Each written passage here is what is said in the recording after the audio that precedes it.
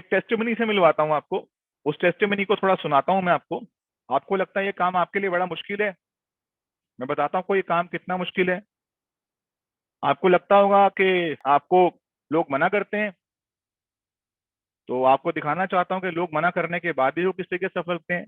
आपको लगता है कि आपके पास आपके शहर में ऑफिस नहीं है, तो मैं मिलवाना चाहता हूँ ऐसे व्यक्ति से, कि हो सकता है कि जिसके देश में ही ऑफिस ना हो।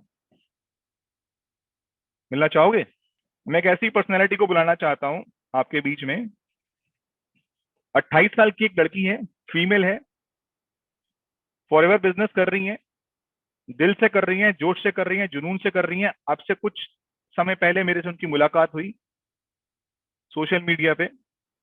वो पाकिस्तान से हैं, रावलपिंडी से।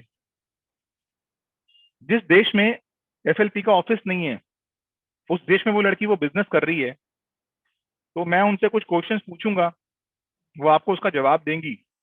तो मुझे लग रहा है इससे बड़ी मोटिवेशन आपके लिए कुछ नहीं हो सकती है, ताकि आपको फील हो कि किस तरीके से वो लोग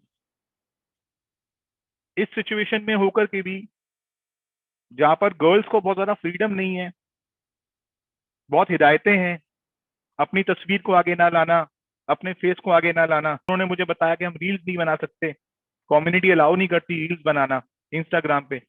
उसके बावजूद देखो वो किस तरीके से बिजनेस कर रही हैं। तो मैं वेलकम करना चाहता हूँ रावलपिंडी से साहिदा काजमी को। तो साहिदा काजमी, आप हैं हमारे साथ? Good evening sir. हाँ, गुड इवनिंग, कैसे हो? अल्हम्दुलिल्लाह, आप कैसे हैं सर? हाँ, मैं बहुत अच्छा हूँ, सब बहुत अच्छा है, खैरियत है। आपको देखो, आप बहुत दिन से सुन तो रहे थे इस सभी ट्रेनिंग को। मुझे लग रहा है कि आप रेगुलर इस ट्रेनिंग सेमिनार में आ रहे हो। और आपने कोई भी दिन छोड़ा नहीं है, जो मुझे अंदाजा है, क्योंकि आपकी रेगुलर स्टोरीज में देखता रहता हूँ। तो अभी देखो कितना अच्छा लग रहा है कि इंडिया पाकिस्तान एक हो रहा हाँ जी, है। First of all thank you so much sir, आपने मुझे इनवाइट किया, यहाँ बोलने का चांस दिया। Thank you so much. या तो साहिदा काजमी, मुझे आप थोड़ा बताओ। मैं आपसे कुछ वो क्वेश्चंस पूछना चाहता हूँ जिनका रिप्लाई मैं ऑडियंस को देना चाहता हूँ। यहाँ इंडिया में ना जो 2 सीसी है ना, वो अप्रोक्सीमेटली 30,000 रुपीज का होता है। और थोड़ा सा लोगों को कभी कभी लगता है यार 30,000 रुपए हैं, और काफी 30,000 रुपए एक बहुत बड़ी रकम होती है। उसको करने के लिए लोग काफी हिम्मत जुटाते हैं। तो मुझे बताओ, पाकिस्तान में जब आपको 2 सीसी करने होते हैं तो कितने के होते हैं? सर अभी जो करंट सिचुएशन है इसमें 2cc 98,000 में हो रहा है 98,000 ऑलमोस्ट। 8,000 का 2 सीसी करते हो आप? जी, ओके। 86,000 है शिपिंग चार्जेस, क्योंकि पाकिस्तान में ऑफिस नहीं है, तो हाँ, 90,000 बताओ हमारे बताओ, आप टीम मुझे बता, अच्छे से बताओ। नाइन्टी हाँ जी। सिक्स थाउजेंड 96,000 में आपका 2 सीसी होता है। जी सर, ऑलमोस्ट मैं थोड़ा सा यहाँ पे आपको क्लियर करती हूँ। 90,000 में हमारी टीम में हो रहा है, लेकिन ओवरऑल पाकिस्तान में 98 96 में हो रहा है। अच्छा, 96,000 के बाद आपको प्रोडक्ट्स कहाँ से आते हैं? दुबई से सर। आप दुबई से प्रोडक्ट्स मंगवाते हो? ओके। जब आप जी दुबई सर। से प्रोडक्ट्स मंगवाते हो तो उसके आपको चार्जेस कितने देने होते हैं शिपिंग के? फोर 7-8 हजार थाउजेंड रुपए? 4,000 रुपीज? 4,000 अच्छा। हमारी टीम में 4,000 है। अच्छा, मतलब आप लोगों की कंट्री में 2 सीसी 1 लाख रुपए में होता है अप्रोक्सीमेटली? ऑलमोस्ट। जी सर। ऑलमोस्ट। अच्छा, वेरी गुड वेरी गुड। अच्छा, तो आपने बिजनेस कब ज्वाइन किया था? मैंने सर मार्च में किया था। मार्च में? अच्छा, कितना टाइम लगता है दुबई से पाकिस्तान प्रोडक्ट्स आने में? Almost some time 30 days, some time 35। 1 महीना आपको प्रोडक्ट्स आने में लगता है? जी सर। ओके।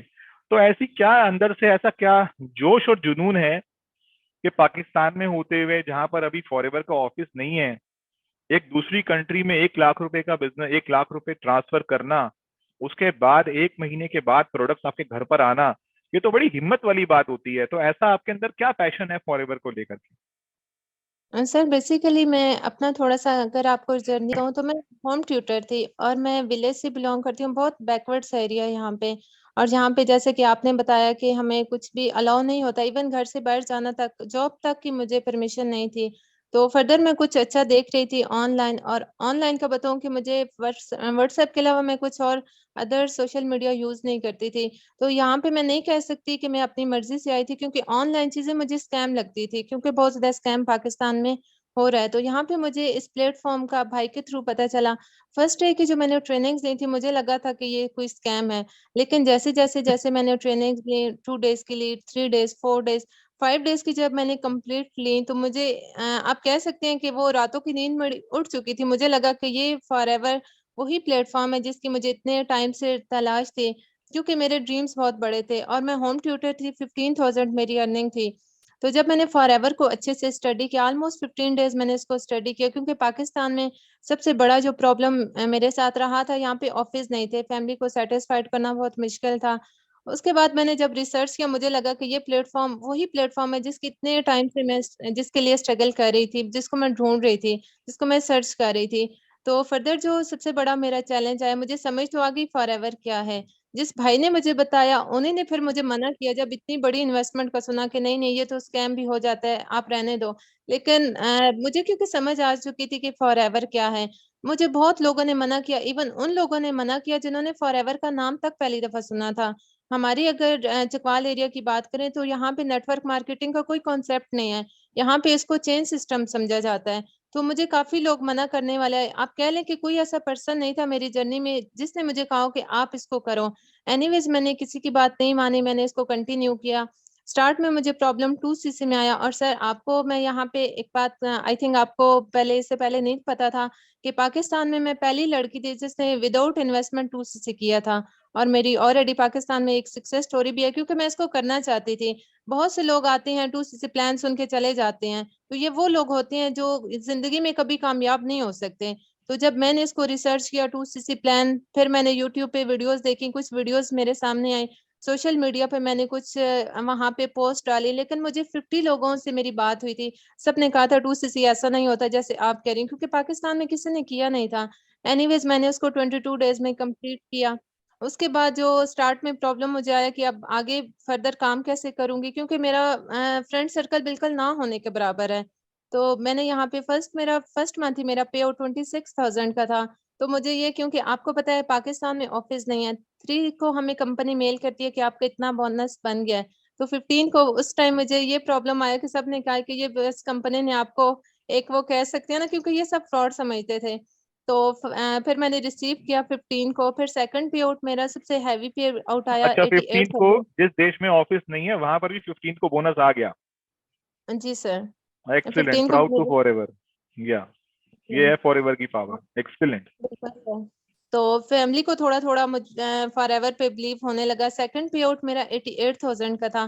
तो 88,000 88,000। का, जी 88। तो उस, जो मेरे भाई मुझे मना करते थे, सबसे ज्यादा मेरे छोटे भाई ने मेरे अगेंस्ट काफी कहा था कि आपसे मोबाइल छीन लूंगा। मतलब बहुत कुछ मैंने यहाँ पे सेक्रीफाइसेस मैंने की हैं, यहाँ पे बहुत सारी स्ट्रगल की थी। तो उन्होंने मेरे कॉल करने से पहले उन्होंने जाहिर सर को कॉल की कि सर आपका थैंक्स, जिन्होंने विलेज में रह के, आज मैं अब्रॉड रह के इतनी अर्निंग कर रहा हूँ जितनी मेरी सिस्टर ने विलेज में रह के इतनी अर्निंग किया है। थर्ड पे आउट मेरा 1,16,000 का था, उसमें मैंने अपना सुपरवाइजर लेवल क्वालिफाइड कर लिया। तो यहाँ पे मेरा मकसद एक्सीलेंट। हाइपोक्रेसी नहीं है।